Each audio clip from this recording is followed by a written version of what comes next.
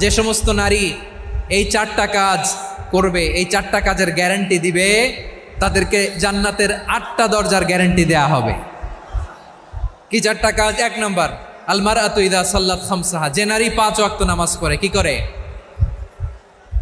জেলা স্টেডিয়ামে অবস্থানরত আমার নারীরা, বোনেরা, বিশ্বনবী আপনাদেরকে 4টা কাজের কথা বলেছেন, খুব বেশি না।